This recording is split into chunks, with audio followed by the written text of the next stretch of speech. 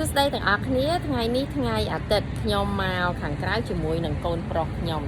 នឹងនិយាយភាសាខ្មែរនិងសួរគាត់ជាភាសាខ្មែរដែរអញ្ចឹងសូមស្ដាប់ជាភាសាខ្មែរទាំងអស់គ្នាសួស្តីមេងទីសួស្តីមេងទីចូលចិត្តញ៉ាំអីចូលចិត្តញ៉ាំកូកាហើយថ្ងៃនេះថ្ងៃអីថ្ងៃនេះថ្ងៃអីថ្ងៃនេះថ្ងៃអាទិត្យមេងទីម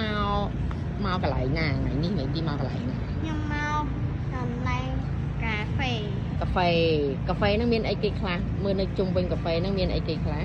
ញ៉ាំplayground ហើយនឹងផ្កាហើយនឹងដបូលផ្ទះហើយនឹងរុយហើយនឹងមានរុយទៀតនេះរុយណារុយហើយនឹងទូក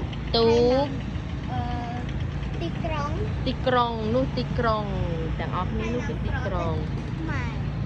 អូនឹងមានទង់ជាតិប្រទេសខ្មែរដែរណោះចាហើយមានស្ពានដែរមានស្ពានជាហៅស្ពានហើយមិញទីថ្ងៃនេះចង់ញ៉ាំអីគេថ្ងៃនេះ